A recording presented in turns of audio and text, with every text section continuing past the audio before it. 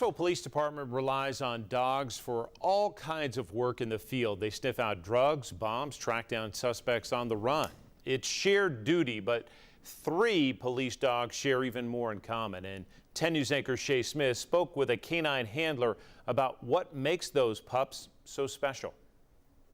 The Knoxville Police Department has 12 canines assigned to the unit. 10 of the dogs that we have currently right now are what we refer to as dual-purpose dogs, where they do patrol functions, tracking, building searches, apprehensions. They're primary locating tools, and then they also have a secondary purpose of narcotic detection, and one of those is a clone.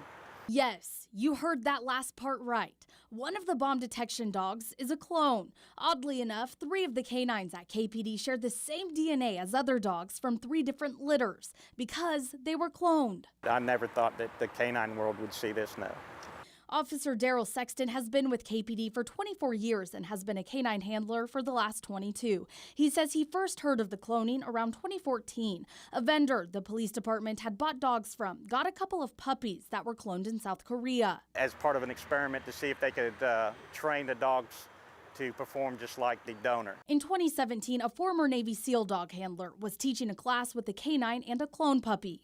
The puppy was acting and performing tasks that a 4-year-old dog would do, building searches and that sort of thing. The police department bought its first cloned canine in 2018, and he was placed with the SWAT team.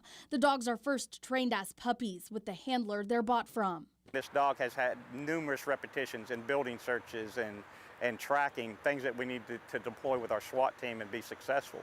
So I saw all those things, and that's what led us to purchase that first clone dog. Then they go through a little more training with KPD. Officer Sexton says the cloned dogs seem to get the hang of things more quickly. They catch on pretty quick on all the tasks that we do, and we do things a little different than Mr. Morton does, so there's some things that we've had to change, and they've responded very well, very quick to learn. Normally, puppies come to the department when they're 12 to 18 months old, but Officer Sexton got his dog, Eudorus 1 Alpha, when he was 9 months old. He was introduced on the patrol work on the street live when he was 10 months old, 11 months old. So that's typically a little young for most police dogs, but he was able to perform those tasks.